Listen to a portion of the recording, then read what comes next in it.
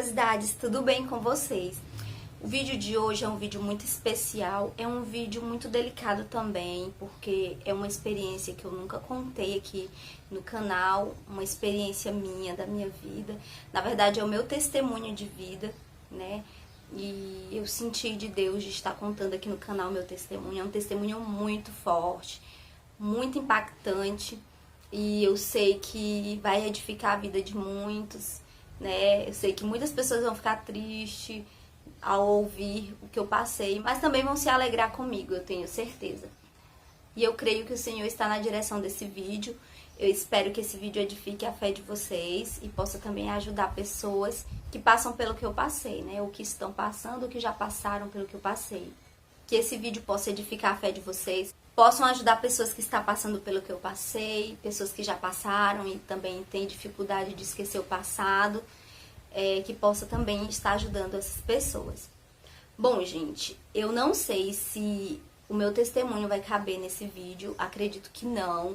Meu celular tem pouca memória, então eu acredito que não dá pra mim gravar tudo nesse vídeo, mas eu vou contar por parte. Vou tentar resumir o máximo. Tem muita coisa impactante, muito forte, que não vai dar pra colocar nesse vídeo, mas que um dia eu vou colocar no meu livro, que eu já tô escrevendo. E eu creio que muitas pessoas que me acompanham, que gostam de mim, vai saber da minha história. Eu tenho certeza que muitas pessoas que me acompanham um dia vai conhecer minha história assim, de uma forma mais profunda, né? Eu cresci em uma família muito pobre, muito humilde. A minha família foi uma família muito humilde, né? E eu cresci dentro desse contexto. A minha mãe casou muito jovem, né? Ela engravidou de mim muito cedo. E tudo isso fez com que tivesse vários problemas, né? Porque ela não tinha nenhuma experiência, né, como mãe. Minha mãe foi uma criança órfã, não tinha pai nem mãe, os dois faleceram. A mãe da minha mãe faleceu quando ela tinha 2 anos de idade. Por ela ter engravidado muito cedo, né? Ela teve que aprender tudo sozinha, sabe? Não tinha ninguém pra ajudar ela porque ela não tinha família. Ela cresceu nas casas, sabe? Trabalhando. E vocês sabem, quem cresce nas casas trabalhando não tem uma instrução como quem tem pais. A princípio, meu pai era uma pessoa muito esforçada, trabalhava, né? Ele era muito pobre, mas ele trabalhava muito. E eles conseguiram comprar um terreno. A nossa casa era uma casa muito simples, era uma casa de pau a pique. Quem conhece essas casas de interior sabe o que é pau a pique, aquelas casinhas feitas mesmo só de barro, com aqueles talinhos de coco. Era uma casa muito simples. Depois de um certo tempo que eu nasci, a minha mãe engravidou novamente. E a minha mãe engravidou novamente e foi mais uma menina, né? Como ela teve uma série de dificuldades no parto, então o médico fez a laqueadura nela porque ela não poderia engravidar novamente. Então ela ficou apenas comigo e minha irmã. E ao passar do tempo, gente, o meu pai ele foi mudando a personalidade, porque ele começou a entrar no mundo das bebidas, sabe? E tudo isso foi fazendo com que nós passássemos por momentos muito difíceis, porque ele deixou de trabalhar. A minha mãe não podia trabalhar porque tanto eu como a minha irmã era pequena. Passou um certo tempo, eu já estava com 7 para 8 anos de idade.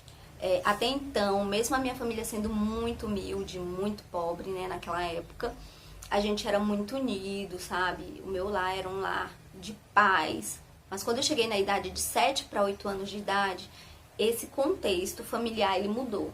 Porque o meu pai ele começou a se envolver com bebidas e também com mulheres. E isso fez com que desestruturasse a nossa família, porque meu pai deixou de trabalhar, sabe? Como aqui na minha região era difícil emprego, ele sempre viajava trabalhando, indo para outros lugares, e ele mandava o dinheiro para minha mãe. Minha mãe começou a investir em materiais para construir uma casa, né, pra gente sair daquela casinha que a gente tava. A minha família, que era da parte do meu pai, eles eram ricos, né? Meus avós eram ricos, era uma das pessoas mais ricas que tinha na cidade, era donos de comércio, granja, muitos gados, ele tinha também firmas, tinha muitos caminhões alugados para a prefeitura, tinha carros, então meu avô era um homem rico. Só que ele era rico e ele não ajudava a gente, nem ele e nem a minha avó, né? Nem os nossos familiares nos ajudavam, nós não tínhamos ajuda de ninguém. E quando meu pai começou a se envolver com as bebidas, ele se tornou um alcoólatra. Então ele bebia praticamente todos os dias. E minha mãe começou a entrar em desespero porque ela não sabia mais o que fazer. Ela tinha agora que trabalhar para poder ajudar a nos sustentar. Porque meu pai não era mais a mesma pessoa. Gente, e isso fez com que ele mudasse muito dentro da família, sabe? Ele mudasse muito, ele ficou muito violento. Ele chegava em casa, quebrava tudo que tinha dentro de casa. Ele batia na minha mãe. Eu assistia tudo aquilo, eu comecei a ficar em crises nervosas. A princípio eu entrava no meio, né, pra salvar minha mãe, pra tirar daquela situação. Só que chegou um ponto que meus nervos travavam, eu ficava só no lugar travada, a língua enrolava, eu não conseguia nem me mexer. Eu ia pra escola, eu saía correndo de dentro da sala de aula, os professores ficavam desesperados atrás de mim, ninguém me pegava, não conseguia me pegar porque eu tava em colapso de nervo. Eu via uma série de coisas, sabe, na minha mente, eu via tudo que acontecia dentro de casa, passava como um filme na minha mente na sala de aula, e eu achava que eu tinha que sair da sala de aula pra salvar a minha mãe. E tudo isso foi só piorando, sabe? E nesse momento a minha mãe não conhecia Jesus, não tinha nenhum conhecimento do evangelho.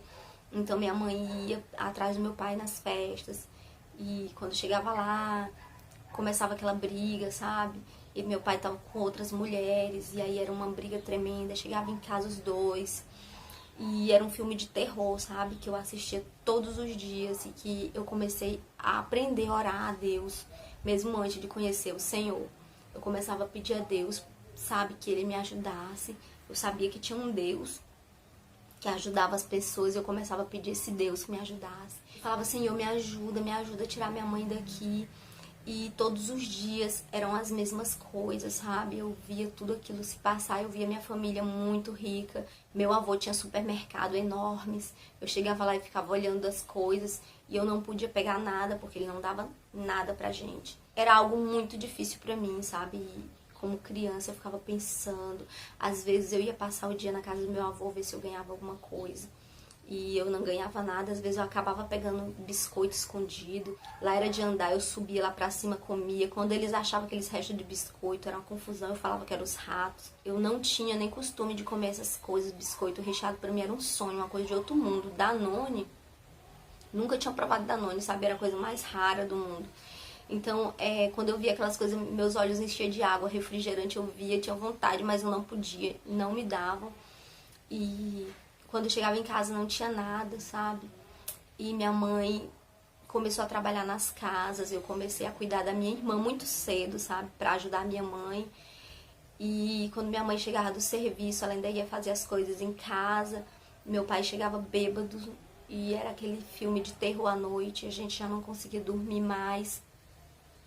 Chegou um ponto, gente, que nós tínhamos que sair de casa. Chegou um certo tempo que uma mulher evangélica encontrou meu pai numa rua e ela convidou meu pai para ir na igreja, né? Deu um folheto. E meu pai chegou em casa, chamou minha mãe.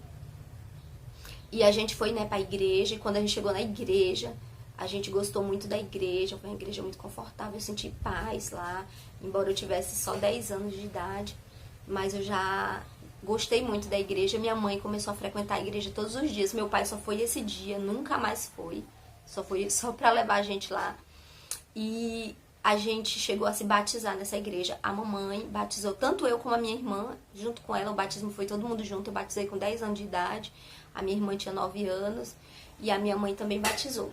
E a gente começou a ir pra igreja e servir a Deus. E cada vez que a gente conhecia Deus, a gente queria mais de Deus. A gente tinha uma sede muito grande. Eu criança, eu tinha uma sede muito grande. E eu sabia que eu tinha uma fonte que eu podia contar naqueles momentos de aflição. E quando eu chegava em casa da igreja, era confusão, gente. Era briga atrás de briga. Meu pai começou a se relacionar com a mulher dentro do casamento. Nós descobrimos que ele já estava com essa mulher há bastante tempo. E minha mãe, né, já sabia. E a gente começou a ter noção, né, do que estava acontecendo. Essa mulher, ela provocava muito minha mãe. Ela vinha aqui na porta de casa, ela levava meu pai pra sair. Meu pai passava 3 dias na casa dela, ela trazia de volta quando ele estava muito bêbado. Quando ele chegava em casa, ele quebrava tudo. E ele começou a ficar dessa forma quando ele conheceu essa mulher. Ele já estava com bastante tempo que estava com essa mulher, né? E nós não sabíamos, já estava com uns 3 anos mais ou menos que ele estava com ela. Essa mulher era uma mulher muito maldosa. Ela não gostava da gente mesmo, né? Ela levava meu pai de propósito, ela passava na frente de casa, ela pegava meu pai na porta de casa, como sabia que minha mãe é evangélica, minha mãe mudou totalmente. Minha mãe mudou muito quando conheceu Jesus. Ela não era mais aquela mulher briguenta, aquela mulher que fazia escândalo, não. Ela passou a ser uma pessoa mansa, sabe? Deixou tudo acontecer, ela não ia mais atrás, ela não fazia escândalo. Antes da gente ir pra igreja, minha mãe já sabia desse relacionamento, né? Depois que a gente foi tendo noção do que estava acontecendo mesmo, teve muitas brigas, muitas confusões por causa disso. E chegou um ponto que minha mãe não ligou mais. Ele ia pra lá, passava de semanas, voltava e era aquela confusão. Ela só trazia ele pra casa quando ele tava muito bêbado, que ela não suportava, porque ele ficava irreconhecível. Gente, eu começava a entender do mundo espiritual que havia algo de maligno ali atormentando meu pai, porque ele modificava totalmente quando ele chegava em casa. Ele era outra pessoa. E isso fazia com que o inimigo realmente massacrasse a nossa família. E chegou um ponto que a gente tinha que dormir na casa dessa mulher que tinha convidado meu pai para a igreja, né? A gente não conseguia mais dormir em casa porque ele ficava transtornado, quebrava tudo dentro de casa, sabe? E a violência contra minha mãe era muito grande, então a gente já não aguentava mais. Ia dormir na casa dela, só que ele ia atrás. É como se o inimigo direcionasse pra ele ir, e ele passava a noite rodeando a casa e gritando. Então chegou um ponto que a gente não ia mais incomodar vizinho algum. Então nós começamos a dormir em galpões abandonados, em cima de árvores, nas casas de bonecas. Era algo tão forte, gente, que quando a gente ia pros galpões abandonados, a gente conseguia ver os pés dele por baixo dos portão.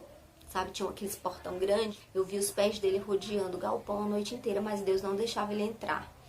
Quando a gente subia na árvore para dormir, ele ficava a noite inteira rodeando embaixo da árvore. Quando nós íamos para as casinhas das bonecas, ele passava a noite inteira rodeando. E, gente, eu não estava mais suportando mais aquela situação. Meus nervos estavam muito abalados. Eu ficava muito abalada, eu chorava, eu gritava. Às vezes eu ia chamar a polícia levava ele, batia ele.